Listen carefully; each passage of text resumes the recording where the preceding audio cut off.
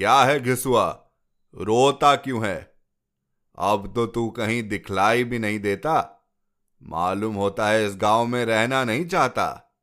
घीसू ने जमीन पर सिर रखकर आंखों में आंसू भरे हुए कहा, सरकार, बड़ी विपदा में हूं। माधव की घरवाली रात को गुजर गई।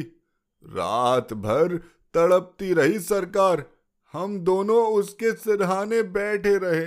दवा दारू जो कुछ हो सका सब कुछ किया, मुदा वह हमें दगा दे गई। आप सुन रहे हैं कहानी जानी अनजानी पीयूष अग्रवाल के साथ। चलिए आज की कहानी का सफर शुरू करते हैं।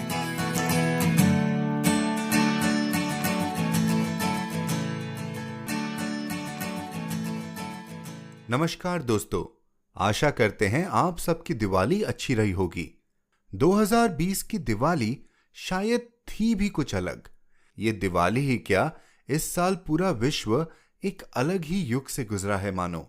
महामारी और बंद ने हमें बहुत सच्चाइयों से वाकिफ करवाया, कुछ कड़वी कुछ अच्छी। हमारे समाज का एक बहुत बड़ा हिस्सा जिनका जीवन निवारण उनकी रोज की कमाई से होता है, उनकी कठिनाइयों को भी हमारे सामने लाया। पर क्या ये ऐसे सच हैं जिसे हम पहली बार जान रहे हैं, या ये सालों से हमारे बीच हैं? ऐसे ही कुछ सच्चाइयों से हमें रूबरू करवाती है हमारी आज की कहानी, मुंशी प्रेमचंद जी द्वारा लिखी कफन। कफन हमें समाज के उस हिस्से का आईना दिखाती है जो भुखमरी से जूझ रही है। देखा जाए तो ये कहानी आज से 70 साल पहले लिखी गई, पर इसमें बयां की गई एक कठिन वास्तविकता आज भी कहीं ना कहीं हमारे सामने खड़ी है। तो चलिए सुनते हैं आज की कहानी।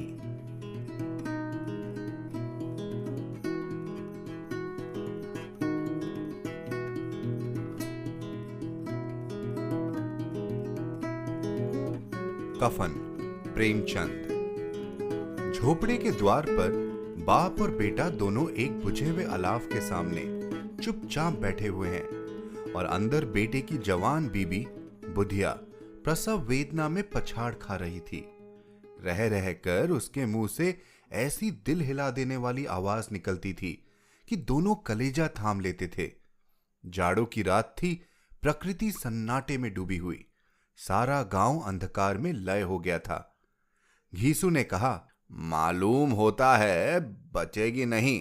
सारा दिन दौड़ते हो गया, जा देख तो आ। माधव चिढ़कर बोला, मरना ही तो है, जल्दी मर क्यों नहीं जाती? देख कर क्या करूं? तू बड़ा बेदर्द है बे। साल भर जिसके साथ सुख चैन से रहा, उसी के साथ इतनी बेवफाई। तो मुझसे तो उसका तड़पना और हाथ पांव पटकना नहीं देखा जाता। चमारों का कुनबा था और सारे गांव में बदनाम। घीसू एक दिन काम करता तो 3 दिन आराम करता। माधव इतना कामचोर था कि आध घंटे काम करता तो घंटे भर चिल्लम पीता, इसलिए उन्हें कहीं मजदूरी नहीं मिलती थी। घर में मुट्ठी भर भी अनाज मौजूद हो तो उनके लिए काम करने की कसम थी। जब 2-4 फांके हो जाते तो घीसू पेड़ पर चढ़कर लकड़ियां तोड़ लाता और माधव बाजार से बेच लाता, और जब तक वह पैसे रहते दोनों इधर उधर मारे मारे फिरते। गांव में काम की कमी न थी। किसानों का गांव था, मेहनती आदमी के लिए 50 काम थे, मगर इन दोनों को उसी वक्त बुलाते जब 2 आदमियों से एक का काम पाकर भी संतोष कर लेने के सिवा और कोई चारा न होता। अगर दोनों साधु होते तो उन्हें संतोष और धैर्य के लिए संयम और नियम की बिल्कुल जरूरत न होती। यह तो इनकी प्रकृति थी। विचित्र जीवन था इनका। घर में मिट्टी के 2-4 बर्तन के सिवा कोई संपत्ति नहीं। फटे चीथड़ों से अपनी नग्नता को ढके हुए जिए जाते थे। संसार की चिंताओं से मुक्त, कर्ज से लदे हुए, गालियां भी खाते मार भी खाते, मगर कोई गम नहीं। दीन इतने की वसूली की बिल्कुल आशा न रहने पर भी लोग इन्हें कुछ ना कुछ कर्ज दे देते थे। मटर आलू की फसल में दूसरों के खेतों से मटर या आलू उखाड़ लाते और भून भान कर खा लेते, या 10-5 ऊंख उखाड़ लाते और रात को चूसते। घीसू ने इसी आकाश वृत्ति से 60 साल की उम्र काट दी और माधव भी सपूत बेटे की तरह बाप ही के पद चिन्हों पर चल रहा था, बल्कि उसका नाम और भी उजागर कर रहा था। इस वक्त भी दोनों अलाव के सामने बैठकर आलू भून रहे थे, जो कि किसी खेत से खोद लाए थे। घीसू की स्त्री का तो बहुत दिन हुए देहांत हो गया था। माधव का ब्याह पिछले साल हुआ था। जब से यह औरत आई थी, उसने इस खानदान में व्यवस्था की नींव डाली थी और इन दोनों बेगैरतों का 2 जग भरती रहती थी। जब से वह आई, यह दोनों और भी आराम तलब हो गए थे, बल्कि कुछ अकड़ने भी लगे थे। कोई कार्य करने को बुलाता तो निब्रयाज भाव से दुगनी मजदूरी मांगते। वही औरत आज प्रसव वेदना में मर रही थी और यह दोनों इसी इंतजार में थे कि वह मर जाए तो आराम से सोएं। घीसू ने आलू निकालकर छीलते हुए कहा, जाकर देख तो क्या दशा है उसकी। चुड़ैल का फसाद होगा और क्या। यहां तो ओझा भी 1 रुपया मांगता है।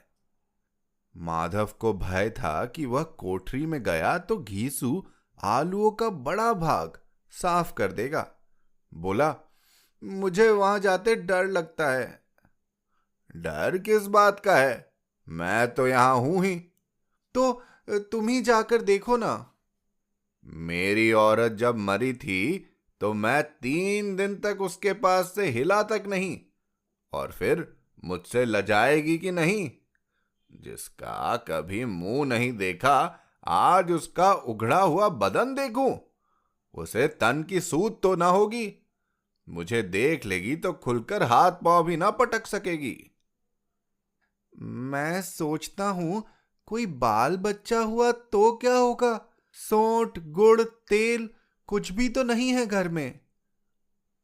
सब कुछ हो जाएगा, सब कुछ आ जाएगा। भगवान दे तो जो लोग अभी 1 पैसा नहीं दे रहे हैं, वे ही कल बुलाकर रुपए देंगे। मेरे 9 लड़के हुए, घर में कभी कुछ न था, मगर भगवान ने किसी ना किसी तरह बेड़ा पार ही लगाया। जिस समाज में रात दिन मेहनत करने वालों की हालत उनकी हालत से कुछ अच्छी न थी, और किसानों के मुकाबले वे लोग जो किसानों की दुर्बलताओं से लाभ उठाना जानते थे, कहीं ज्यादा संपन्न थे, वहां इस तरह की मनोवृत्ति का पैदा हो जाना कोई अचरज की बात न थी। हम तो कहेंगे घीसू किसानों से कहीं ज्यादा विचारवान था और किसानों के विचार शून्य समूह में शामिल होने के बदले बैठकबाजों की कुत्सित मंडली में जा मिला था। हां, उसमें यह शक्ति न थी कि बैठकबाजों के नियम और नीति का पालन करता। इसलिए जहां उसकी मंडली के और लोग गांव के सरगना और मुखिया बने हुए थे, उस पर सारा गांव उंगली उठाता था। फिर भी उसे यह तस्कीन तो थी कि अगर वह फटेहाल है तो कम से कम उसे किसानों की सी जीतोड़ मेहनत तो नहीं करनी पड़ती, और उसकी सरलता और निरता से दूसरे लोग बेजा फायदा तो नहीं उठाते। दोनों आलू निकाल निकाल कर जलते जलते खाने लगे। कल से कुछ नहीं खाया था, इतना सब्र न था कि ठंडा हो जाने दे। कई बार दोनों की जबानें जल गई। छिल जाने पर आलू का बाहरी हिस्सा जबान, हलक और तालू को जला देता था, और उस अंगारे को मुंह में रखने से ज्यादा खैरियत इसी में थी कि वह अंदर पहुंच जाए। वहां उसे ठंडा करने के लिए काफी सामान थे, इसलिए दोनों जल्द जल्द निगल जाते। हालांकि इस कोशिश में उनकी आंखों से आंसू निकल आते। घीसू को उस वक्त ठाकुर की बारात याद आई, जिसमें 20 साल पहले वह गया था। उस दावत में उसे जो तृप्ति मिली थी, वह उसके जीवन में एक याद रखने लायक बात थी, और आज भी उसकी याद ताजी थी। बोला, वह भोज नहीं भूलता। तब से फिर उस तरह का खाना और भरपेट नहीं मिला। लड़की वालों ने सबको भरपेट पूड़ियां खिलाई थी, सबको। छोटे बड़े सब ने पूड़ियां खाई और असली घी की चटनी, रायता, 3 तरह के सूखे साग, एक रसेदार तरकारी, दही, चटनी, मिठाई। अब क्या बताऊं कि उस भोज में क्या स्वाद मिला। कोई रोक टोक नहीं थी। जो चीज चाहो मांगो, जितना चाहो खाओ। लोगों ने ऐसा खाया कि किसी से पानी न पिया गया। मगर परोसने वाले हैं कि पत्तल में गर्म गर्म गोल गोल सुवासित कचौड़ियां डाल देते हैं। मना करते हैं कि नहीं चाहिए। पत्तल पर हाथ रोके हुए हैं, मगर वह है कि दिए जाते हैं। और जब सबने मुंह धो लिया तो पान इलायची भी मिली। मगर मुझे पान लेने की कहां सुध थी। खड़ा हुआ न जाता था। चटपट जाकर अपने कंबल पर लेट गया। ऐसा दिल दरियाफ था वह ठाकुर। माधव ने इन पदार्थों का मन ही मन मजा लेते हुए कहा, अब हमें कोई ऐसा भोज नहीं खिलाता। अब कोई क्या खिलाएगा। वह जमाना दूसरा था। अब तो सबको किफायत सूझती है। शादी ब्याह में मत खर्च करो, क्रियाकर्म में मत खर्च करो। पूछो, गरीबों का माल बटोर बटोर कर कहां रखोगे। बटोरने में तो कमी नहीं है। हां, खर्च में किफायत सूझती है। तुमने 20 पूड़ियां खाई होंगी। 20 से भी ज्यादा खाई थी। मैं 50 खा जाता। 50 से कम मैंने ना खाई होंगी। अच्छा पका था। तू तो मेरा आधा भी नहीं है। आलू खाकर दोनों ने पानी पिया और वहीं अलाव के सामने अपनी धोतियां ओढ़कर पांव पेट में डाले सोए रहे, जैसे 2 बड़े बड़े अजगर गेंदुलिया मारे पड़े हो। और बुधिया अभी तक करहा रही थी। सवेरे माधव ने कोठरी में जाकर देखा तो उसकी स्त्री ठंडी हो गई थी। उसके मुंह पर मक्खियां भिनक रही थी। पथराई हुई आंखें ऊपर टंगी हुई थी। सारी देह धूल से लथपथ हो रही थी। उसके पेट में बच्चा मर गया था। माधव भागा हुआ घीसू के पास आया। फिर दोनों जोर जोर से हाय हाय करने और छाती पीटने लगे। पड़ोस वालों ने यह रोना धोना सुना तो दौड़े हुए आए और पुरानी मर्यादा के अनुसार इन अभागों को समझाने लगे। मगर ज्यादा रोने पीटने का अवसर न था। कफन की और लकड़ी की फिक्र करनी थी। घर में तो पैसा इस तरह गायब था जैसे चील के घोंसले में मांस। बाप बेटे रोते हुए गांव के जमींदार के पास गए। वह इन दोनों की सूरत से नफरत करते थे। कई बार इन्हें अपने हाथों से पीट चुके थे। चोरी करने के लिए, वादे पर काम पर न आने के लिए। पूछा, क्या है घिसुआ, रोता क्यों है। अब तो तू कहीं दिखलाई भी नहीं देता। मालूम होता है इस गांव में रहना नहीं चाहता।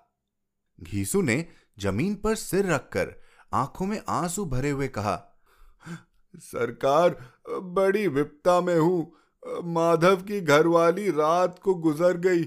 रात भर तड़पती रही सरकार। हम दोनों उसके सिरहाने बैठे रहे। दवा दारू जो कुछ हो सका सब कुछ किया, मुदा वह हमें दगा दे गई। अब कोई एक रोटी देने वाला भी न रहा मालिक। तबाह हो गए, घर उजड़ गया। आपका गुलाम हूं। अब आपके सिवा कौन उसकी मिट्टी पार लगाएगा। हमारे हाथ में तो जो कुछ हुआ था वह सब तो दवा दारू में उठ गया। सरकार ही की दया होगी तो उसकी मिट्टी उठेगी। आपके सिवा किसके द्वार पर जाऊं। जमींदार साहब दयालु थे, मगर घीसू पर दया करना काले कंबल पर रंग चढ़ाना था। जी में तो आया कह दे, चल दूर हो यहां से। यों तो बुलाने से भी नहीं आता। आज जब गरज पड़ी तो आकर खुशामद कर रहा है। हराम खोर कहीं का, बदमाश। लेकिन यह क्रोध या दंड देने का अवसर न था। जी में कुड़ते हुए 2 रुपए निकालकर फेंक दिए, मगर सांतानवा का एक शब्द भी मुंह से न निकला। उसकी तरफ ताका तक नहीं, जैसे सिर का बोझ उतारा हो। जब जमींदार साहब ने 2 रुपए दिए तो गांव के बनिए महाजनों को इनकार का साहस कैसे होता। घीसू जमींदार के नाम का ढिंढोरा भी पीटना जानता था। किसी ने 2 आने दिए, किसी ने 4 आने। 1 घंटे में घीसू के पास 5 रुपए की अच्छी रकम जमा हो गई। कहीं से अनाज मिल गया, कहीं से लकड़ी, और दोपहर को घीसू और माधव बाजार से कफन लाने चले। इधर लोग बांस वांस काटने लगे। गांव की नर्म दिल स्त्रियां आ आकर लाश देखती थी और उसकी बेकसी पर 2 बूंद आंसू गिराकर चली जाती थी। बाजार में पहुंचकर घीसू बोला, लकड़ी तो उसे जलाने भर को मिल गई है, क्यों माधव? माधव बोला, हाँ, लकड़ी तो बहुत है, अब कफन चाहिए। तो चलो कोई हल्का सा कफन ले लें। हाँ, और क्या, लाश उठाते उठाते रात हो जाएगी, रात को कफन कौन देखता है। कैसा बुरा रिवाज है कि जिसे जीते जी तन ढकने को चीथड़ा भी ना मिला, उसे मरने पर नया कफन चाहिए। कफन लाश के साथ जल ही तो जाती है। और क्या रखा रहता है? यही 5 रुपए पहले मिलते तो कुछ दवा दारू कर लेते। दोनों एक दूसरे की मन की बात ताड़ रहे थे। बाजार में इधर उधर घूमते रहे। कभी इस बजाज की दुकान पर गए, कभी उसकी दुकान पर। तरह तरह के कपड़े, रेशमी और सूती देखे, मगर कुछ जचा नहीं। यहां तक कि शाम हो गई। तब दोनों न जाने किस दैवी प्रेरणा से एक मधुशाला के सामने जा पहुंचे और जैसे किसी पूर्व निश्चित व्यवस्था से अंदर चले गए। वहां जरा देर तक दोनों असमंजस में खड़े रहे। फिर घीसू ने गद्दी के सामने जाकर कहा, साहू जी, 1 बोतल हमें भी देना। उसके बाद कुछ चिखौना आया, तली हुई मछली आई और दोनों बरामदे में बैठकर शांतिपूर्वक पीने लगे। कई कुंजियां ताबड़तोड़ पीने के बाद दोनों सरूर में आ गए। घीसू बोला, कफन लगाने से क्या मिलता? आखिर जल ही तो जाता, कुछ बहू के साथ तो न जाता।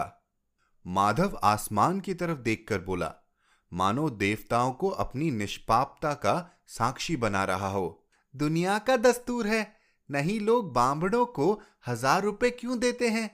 कौन देखता है परलोक में मिलता है या नहीं? बड़े आदमियों के पास धन है, फूकें। हमारे पास फूकने को क्या है? लेकिन लोगों को जवाब क्या देंगे? लोग पूछेंगे नहीं, कफन कहां है? घीसू हंसा। अबे, कह देंगे कि रुपए कमर से खिसक गए, बहुत ढूंढा, मिले नहीं। लोगों को विश्वास ना आएगा, लेकिन फिर वही रुपए देंगे। माधव भी हंसा इस अनपेक्षित सौभाग्य पर। बोला, बड़ी अच्छी थी बेचारी, मरी तो खूब खिला पिलाकर। आधी बोतल से ज्यादा उड़ गई। घीसू ने 2 सेर पूड़ियां मंगवाई, चटनी, अचार, कलेजियां। शराब खाने के सामने ही दुकान थी। माधव लपक कर 2 पत्तलों में सारा सामान ले आया। पूरा 1.5 रुपया खर्च हो गया। सिर्फ थोड़े से पैसे बच रहे। दोनों इस वक्त इस शान में बैठे पूड़ियां खा रहे थे जैसे जंगल में कोई शेर अपना शिकार उड़ा रहा हो। न जवाबदेही का खौफ था, न बदनामी की फिक्र। इन सब भावनाओं को उन्होंने बहुत पहले ही जीत लिया था। घीसू दार्शनिक भाव से बोला, हमारी आत्मा प्रसन्न हो रही है तो क्या उसे पुण्य न होगा? माधव ने श्रद्धा से सिर झुकाकर तस्दीक की, जरूर से जरूर होगा। भगवान तुम अंतर्यामी हो, उसे बैकुंठ ले जाना। हम दोनों हृदय से आशीर्वाद दे रहे हैं। आज जो भोजन मिला वह कभी उम्र भर न मिला था। एक क्षण के बाद माधव के मन में एक शंका जागी। बोला, क्यों दादा, हम लोग भी एक ना एक दिन वहां जाएंगे ही। घीसू ने इस भोले भाले सवाल का कुछ उत्तर न दिया। वह परलोक की बातें सोचकर इस आनंद में बाधा न डालना चाहता था। जो वहां हम लोगों से पूछे कि तुमने हमें कफन क्यों नहीं दिया तो क्या कहोगे? कहेंगे तुम्हारा सिर। पूछेगी तो जरूर। तू कैसे जानता है कि उसे कफन न मिलेगा? तू मुझे ऐसा गधा समझता है? 60 साल क्या दुनिया में घास खोदते रहा हूं। उसको कफन मिलेगा और बहुत अच्छा मिलेगा। माधव को विश्वास न आया। बोला, कौन देगा? रुपए तो तुमने चट कर दिए। वह तो मुझसे पूछेगी, उसकी मांग में तो सिंदूर मैंने डाला था। कौन देगा? बताते क्यों नहीं? यही लोग देंगे जिन्होंने अब की दिया। हां, अब की रुपए हमारे हाथ ना आएंगे। ज्यों-ज्यों अंधेरा बढ़ता था और सितारों की चमक तेज होती थी, मधुशाला की रौनक भी बढ़ती जाती थी। कोई गाता था, कोई डींग मारता था, कोई अपने संगी के गले लिपटा जाता था, कोई अपने दोस्त के मुंह में कुल्हड़ लगाए देता था। वहां के वातावरण में सरूर था, हवा में नशा। कितने तो यहां आकर एक चिल्लू में मस्त हो जाते थे। शराब से ज्यादा यहां की हवा उन पर नशा करती थी। जीवन की बाधाएं यहां खींच लाती थी और कुछ देर के लिए वह भूल जाते थे कि वे जीते हैं या मरते हैं, या न जीते हैं न मरते हैं। और यह दोनों बाप बेटे अब भी मजे ले लेकर चुस्कियां ले रहे थे। सबकी निगाहें इनकी ओर जमी हुई थी। दोनों कितने भाग्य के बली हैं। पूरी बोतल बीच में है। भरपेट खाकर माधव ने बची हुई पूड़ियों का पत्तल उठाकर एक भिखारी को दे दिया, जो खड़ा इनकी ओर भूखी आंखों से देख रहा था और देने के गौरव, आनंद और उल्लास का अपने जीवन में पहली बार अनुभव किया। घीसू ने कहा, ले जा, खूब खा और आशीर्वाद दे। जिसकी कमाई है वह तो मर गई, मगर तेरा आशीर्वाद उसे जरूर पहुंचेगा। रोए रोए से आशीर्वाद दो, बड़ी गाढ़ी कमाई के पैसे हैं। माधव ने फिर आसमान की तरफ देखकर कहा, वह बैकुंठ में जाएगी दादा, बैकुंठ की रानी बनेगी। घीसू खड़ा हो गया और जैसे उल्लास की लहरों में तैरता हुआ बोला, हां बेटा, बैकुंठ में जाएगी। किसी को सताया नहीं, किसी को दबाया नहीं। मरते मरते हमारी जिंदगी की सबसे बड़ी लालसा पूरी कर गई। वह न बैकुंठ जाएगी तो क्या ये मोटे मोटे लोग जाएंगे, जो गरीबों को दोनों हाथों से लूटते हैं और अपने आप को धोने के लिए गंगा में नहाते हैं और मंदिरों में जल चढ़ाते हैं। श्रद्धालुता का यह रंग तुरंत ही बदल गया। अस्थिरता नशे की खासियत है। दुख और निराशा का दौरा हुआ। माधव बोला, मगर दादा, बेचारी ने जिंदगी में बड़ा दुख भोगा, कितना दुख झेल कर मरी। वह आंखों पर हाथ रखकर रोने लगा, चीखें मार मार कर। घीसू ने समझाया, क्यों रोता है बेटा? खुश हो कि वह माया जाल से मुक्त हो गई, जंजाल से छूट गई। बड़ी भाग्यवान थी जो इतनी जल्द मोह माया के बंधन तोड़ दिए। और दोनों खड़े होकर गाने लगे, ठगनी क्यों नैना झमकावे, ठगनी ठगनी क्यों नैना झमकावे, ठगनी। पियक्कड़ों की आंखें इनकी ओर लगी हुई थी और यह दोनों अपने दिल में मस्त गाए जाते थे। फिर दोनों नाचने लगे, उछले भी, कूदे भी, गिरे भी, मटके भी, भाव भी बताएं, अभिनव भी किए और आखिर नशे में मदमस्त होकर वहीं गिर पड़े।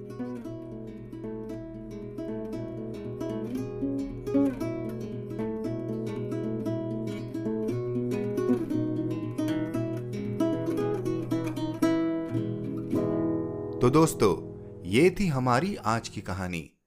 क्या घीसू और माधव ने जो किया वो सही था, या फिर हालात और मुश्किलें कई बार इतनी बढ़ जाती हैं कि इंसान की सब भावनाएं उसके आगे फीकी पड़ जाती हैं?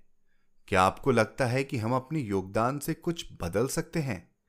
आपको ये कहानी कैसी लगी? हमें जरूर बताएं hello@piyushagarwal.com पर ईमेल करके। साथ ही अपना रिव्यू एप्पल पॉडकास्ट पर डालना न भूलें। मुंशी प्रेमचंद जी की ही 2 और कहानियां बड़े भाई साहब और विमाता आप हमारे पॉडकास्ट के 3रे और 15वें एपिसोड में सुन सकते हैं। इसी नोट पर आपसे विदा लेता हूं। आप जहां ये कहानी सुन रहे हैं, सब्सक्राइब बटन दबाना न भूलें। YouTube और Facebook पर भी इंडी पॉडकास्टर को सब्सक्राइब करें। हर शुक्रवार आप तक नई कहानियां लाने का श्रेय मैं अपनी टीम को देना चाहूंगा। आज के एपिसोड की प्रोड्यूसर हैं देवांशी बत्रा। आप सुन रहे थे कहानी जानी अनजानी पीयूष अग्रवाल के साथ, जो कि इंडी पॉडकास्टर की एक पेशकश है। तो हम आपसे मिलते रहेंगे हर शुक्रवार। तब तक के लिए अपना ध्यान रखिए, स्वस्थ रहिए और मास्क पहनिए।